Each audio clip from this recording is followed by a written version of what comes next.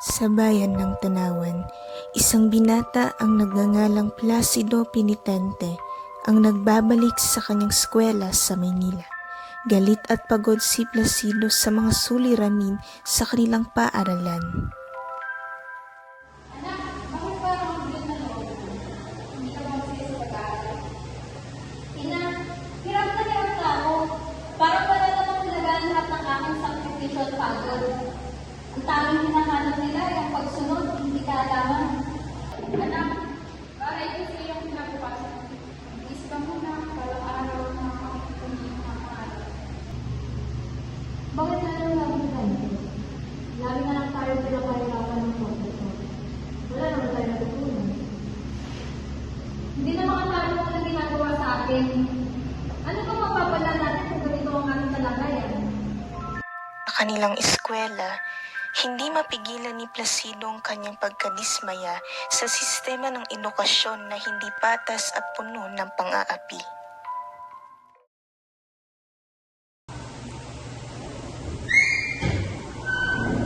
Magandang umaga mga estudyante.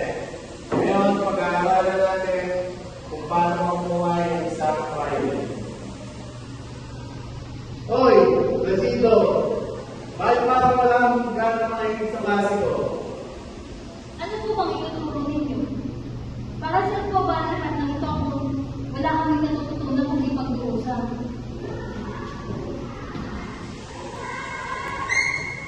Sa sobrang galit, napilitan si Placido na iwan ang klase. Naiwan ang kanyang mga kaklase na may halong takot at paghanga sa kanyang lakas ng loob. Si Placido ay simbolo ng kabataang natutunan ang tunay na kahulugan ng pagkakakulong sa sistemang mapang-api. Ang kanyang galit at pagkabigo ay larawan ng mga kabataang naghahangad ng makatarungan at makabuluhang edukasyon. Sa kabanatang ito, ipinakita ang isang klase ng pisika sa pamantasan kung saan tinuruan ng mga praile ang mga mag-aaral. Dito nagkaroon ng demonstrasyon ng isang eksperimento gamit ang kuryente.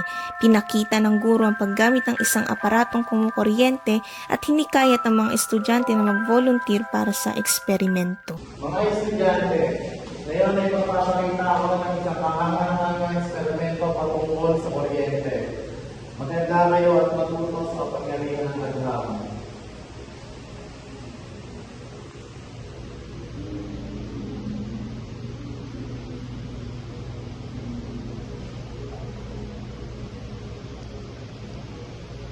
Sino sa inyo ang nais maging voluntaryo? Ang sino mang magpatuloy sa eksperimento ay makadarama ng kaunting kuryente. Wala kayong dapat itatakot. Padre, hindi pa ako dinibalo. Hindi.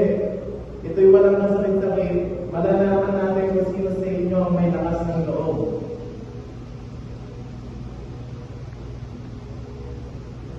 Kasi ito Penitente, halika dito at pakita mo sa amin na hindi ka duwag.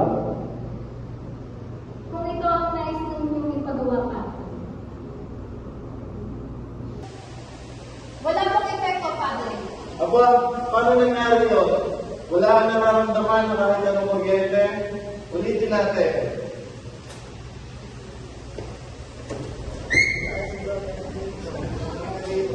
Ito Penitente, bumalik ka dito. Wala kang modo.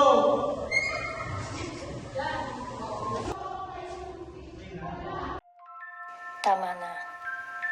Hindi ko na kaya ang ganitong sistema. Hanggang kailan ko titiisin ang ganitong edukasyon? Ang kabanatang ito ay nagpapakita ng hindi pagkakakontento ni Placido sa sistema ng edukasyon sa ilalim ng mga Espanyol. Makikita dito ang pagwawalang bahala ng mga guro sa tunay na interes ng mga estudyante at ang labis na pagmamayani ng relihiyon sa mga paaralan kaysa sa siyensya o makabuluhang edukasyon.